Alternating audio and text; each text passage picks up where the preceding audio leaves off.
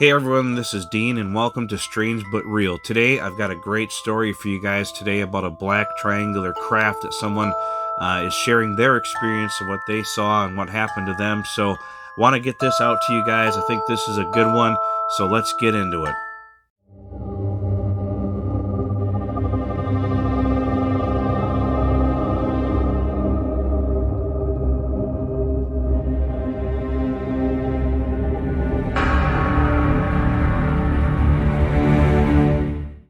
So let's get into today's story, guys. This one looks like a really good one here. I'll read this out to you guys. Let me know what you think about this one in the comments below. If you have experienced anything like this before, don't forget to send in your stories to strangebutrealstories@gmail.com, and I'll get those read to you on these videos. And you can remain anonymous if you choose to. But let's jump into this story here. And this one is a black triangular craft. So let's get into this one here. In the summer of 1988, I was working on a friend's farm in southwestern Pennsylvania. I was sleeping on the couch. I woke up, and I don't know why, but I walked out onto the front porch. It was very quiet, too quiet. No crickets, no wind, nothing. Then, as my eyes adjusted to the darkness, I saw an enormous black silhouette where there were no stars, and then it came into focus. A black triangular craft about the size of a high school football field. And I've heard this before. I've heard a lot of people report like a black triangular craft about the size of a football field, like couple hundred feet in length. So this is not the first person that's written about craft like this at all. It was silently hovering at the treetop level, which I've heard before, and it didn't have any lights, at least not lit. But it had three dome-shaped protrusions on the underside and what might have been an aperture in the middle between the three domes.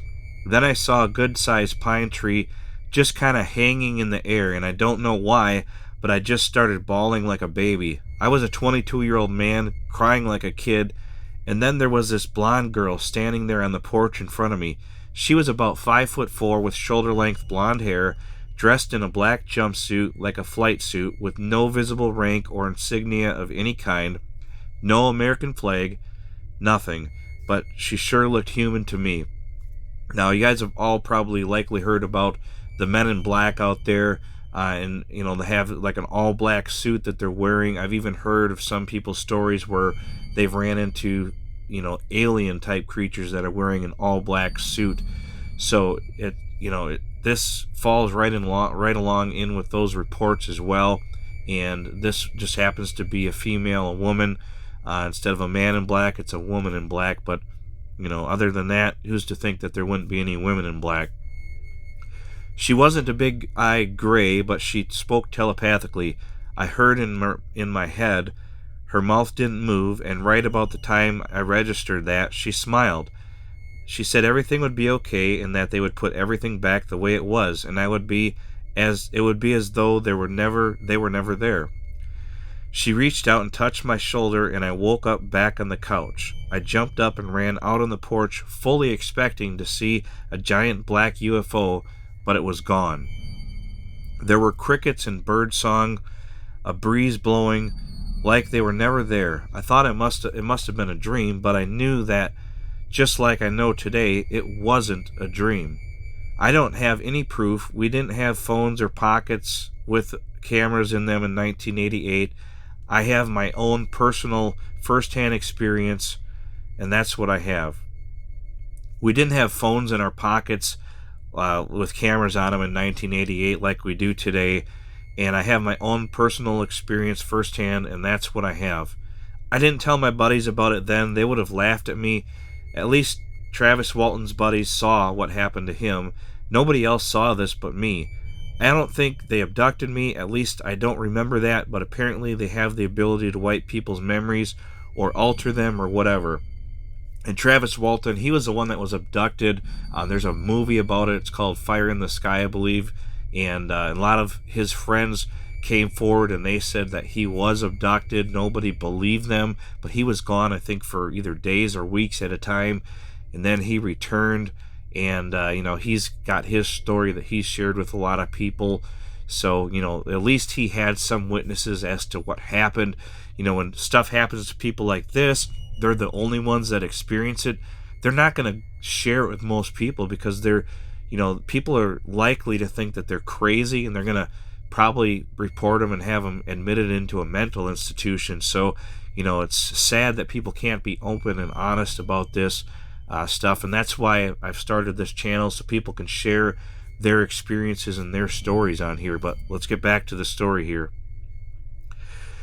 All I know is that I saw what I saw with my own eyes. I have a very unnerving encounter with two creepy government types in identical suits and identical sunglasses sometime afterwards, but that's another incident. I don't think it's connected, and I have my reasons why.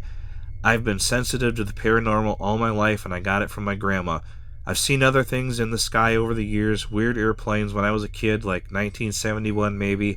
I could hear the electricity in the high voltage overhead lines. I have weird, vague, fuzzy memories from childhood. Yellow fallout shelter signs used to scare me. The HAL 9000 computer scared the shit out of me when I was a little kid. The big red eye. But I have fuzzy memories of a long hallway with doors on both sides, tunnels or caves, or somewhere underground with garage doors and a loading dock. I don't know where it is or where the memory comes from. I remember the lights went out when in the A&B one time, and everybody in the store was scared. I must have been 4 or 5, small enough to be sitting on the top part of the grocery buggy, in the little cart area, so he was still small enough to sit in there. The emergency lights looked like eyes, and though I don't have any conscious recollection of ever meeting any grays in person, I have a deep-seated fear of their big black eyes. And doctors in white coats and masks and operating rooms, I'm not sure, but there might be somebody who doesn't belong up there, up in the observation lounge above the operating room right before I pass out. 3 of them. I don't know whether that's an actual memory or a dream or some kind of mixture of both. When I was in my 30s, I used to hear voices coming out of the heater vents every time the heat kicked on, but it was like a radio off in the distance, just far enough that you couldn't quite make out what they were saying. My ex-wife heard it too, and she saw the old man with the hat walking down our hallway away from the bedroom with his back to her. That movie, The Fourth Kind, gave me the willies, but we were doing a lot of magic powder at that time period. But back in '88, when I saw that triangle, I was sober as an iron railing. I don't have to know, man. Believe it or not, I know what I saw. I'm 57. My kids are grown. I no longer care. I let the truth stand on its own merit. Thanks, Anonymous. So that's the story for today. There's been a lot of reports of people seeing men in black figures, shortly after UFO sightings or related to them.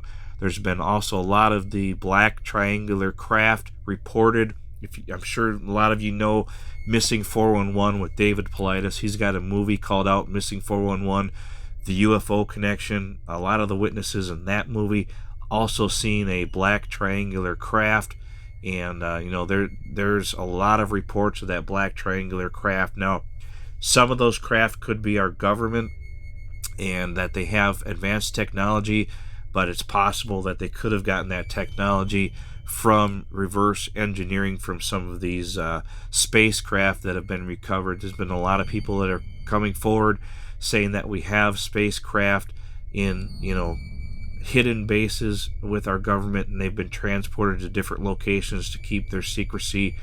So there's people that claim that they used to work at some of these facilities that have come forward, and they've reported the same thing.